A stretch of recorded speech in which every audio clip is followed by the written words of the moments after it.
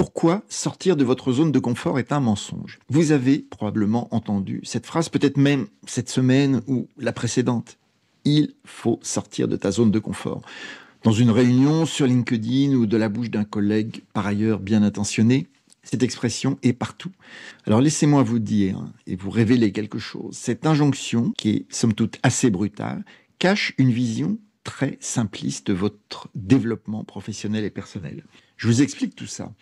En tant que formateur Mind Mapping Décision, j'observe depuis des années 4 zones distinctes dans lesquelles les managers évoluent vis-à-vis de leurs intentions, de leurs projets.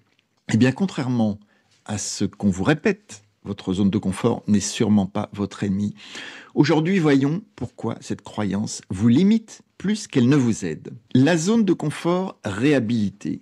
Commençons par déconstruire ce mythe tenace. Pourquoi diaboliser ce qui vous permet de fonctionner avec efficacité? Votre fameuse zone de confort, c'est votre expertise accumulée, vos automatismes qui vous font gagner du temps, vos talents et leurs rituels qui vous ancrent dans la performance. C'est en quelque sorte votre base de lancement, ce n'est pas une prison. La nuance que personne ne fait, il existe un confort choisi et un confort subi. Le confort choisi, c'est quand vous maîtrisez vos outils, quand vous excellez dans votre domaine, quand vous créez de la valeur sans vous épuiser. Le confort subi, lui, c'est la routine qui vous engourdit, les habitudes qui vous limitent, la stagnation qui vous frustre. Je me souviens de cette manager qui dirigeait une équipe marketing. Performante sur le papier, en réalité, elle s'épuisait à obéir aux injonctions constantes de changement de sa direction. Il faut innover, il faut disrupter, il faut sortir de ta zone de confort.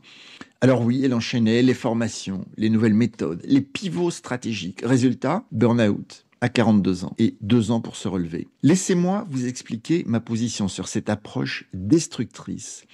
Avec Mind Mapping Décision, j'enseigne comment les cartes mentales créent un confort intelligent. Un confort choisi, talentueux, au plus près de ce qui vous rend unique et vous nourrit. Mes apprenants découvrent leur zone d'excellence naturelle et ils les cultivent en conscience.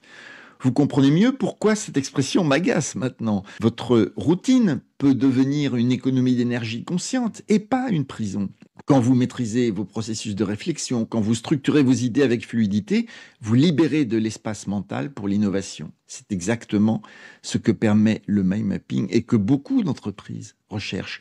Transformer vos habitudes de pensée en levier de performance. Avec mes apprenants, j'identifie des patterns de réussite naturels. Cette approche respecte le fonctionnement unique de la personne et plutôt que forcer dans des moules qui sont inadaptés. Mes clients régulièrement me disent « J'ai enfin compris comment je pense vraiment ». Voici mon défi hebdomadaire pour vous. Au lieu de chercher à sortir avec violence de cette zone de confort, identifiez une compétence que vous maîtrisez déjà et approfondissez-la. Grandir sans brutalité psychologique, c'est tout à fait possible et c'est même bien plus efficace. Parce que voilà ma conviction profonde. Vous ne montez pas au niveau de vos objectifs et de la performance de la meilleure de vos activités, mais vous descendez au niveau de la cohérence de votre système global. Ce qui compte vraiment, ce sont vos habitudes de pensée, vos routines, vos cartes mentales, vos patterns. Quand ces systèmes sont bien assemblés, ils sont solides, ils sont choisis, ils deviennent votre rampe de lancement pour un impact réel et renforcé. La vraie question n'est pas comment sortir de ma zone de confort, mais comment rendre ma zone de confort plus intelligente. Mais attention, il existe aussi une zone bien plus dangereuse que cette zone de confort, une zone invisible qui détruit, elle, votre potentiel en silence. La zone de désalignement, le vrai danger. Contrairement à votre zone de confort, c'est celle-ci votre véritable ennemi.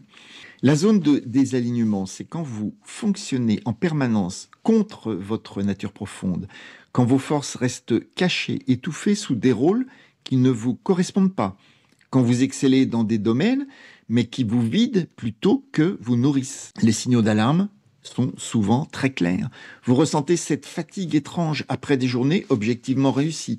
Vous obtenez de bons résultats, mais quelque chose cloche. Vos collègues vous félicitent, votre hiérarchie vous valorise, mais vous rentrez chez vous avec cette sensation sourde que quelque chose ne va pas. C'est exactement ce que vivait cette directrice commerciale que j'ai accompagnée. Excellent chiffre d'affaires, équipe motivée, reconnaissance de sa direction. Mais elle me confiait un jour en accompagnement: Denis, j'ai l'impression de jouer un rôle qui n'est pas le mien. Ensemble, nous avons identifié le piège de cette fausse productivité. Une balance effort-bénéfice complètement négative. Elle dépensait une énergie colossale pour des résultats qui, certes, satisfaisaient l'entreprise, mais qui la laissaient vider. Elle nageait à contre-courant de ses talents naturels. Laissez-moi vous expliquer ma position sur cette zone invisible. Avec Mind Mapping Décision, c'est l'approche que j'enseigne aussi pour révéler vos vrais leviers de performance. Avec vous, je cartographie vos énergies, ce qui vous en donne, ce qui vous procure de la force, versus ce qui vous en prend. Cette méthode révèle des vérités parfois très dérangeantes. Vous découvrez que certaines de vos réussites vous coûtent en réalité très cher, que votre expertise dans tel ou tel domaine vous maintient dans une zone de performance artificielle. Vous excellez, mais là où vous ne devriez peut-être pas être. Cela vous parle ? Voici un cas concret pour illustrer cette réalité.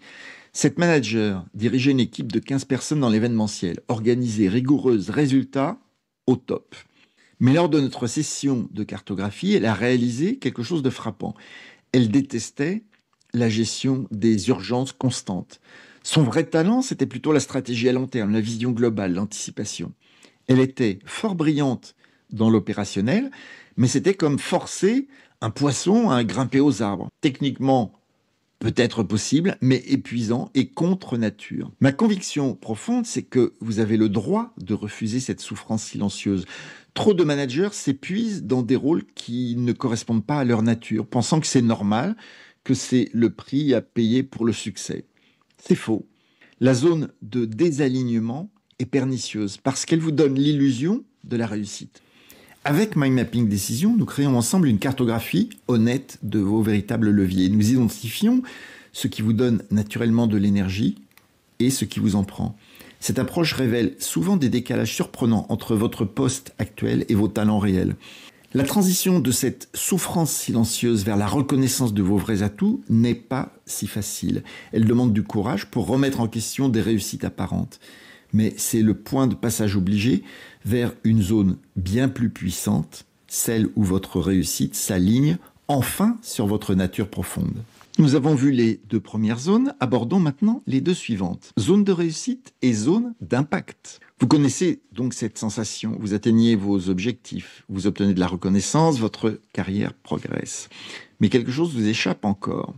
Cette réussite peut devenir un piège doré, surtout quand elle repose sur des objectifs qu'on vous a assignés versus ceux que vous auriez pu vraiment choisir. Cette question révèle souvent un décalage troublant.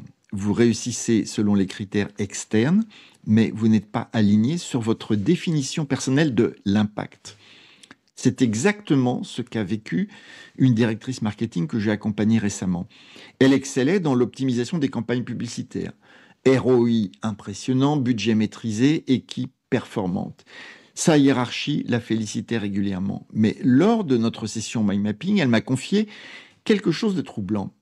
Je génère du chiffre d'affaires, mais je ne sens pas que je crée quelque chose de durable. Ensemble, nous avons cartographié sa zone de réussite actuelle versus sa zone d'impact potentiel. Sa zone de réussite, évidemment, l'optimisation technique, la performance quantitative, l'efficacité opérationnelle, indiscutable sur le papier. Mais sa zone d'impact réel, la stratégie de marque à long terme, l'innovation dans l'expérience client, la construction d'une culture d'entreprise forte. J'enseigne que la maîtrise technique et l'animation d'équipe ne suffisent pas.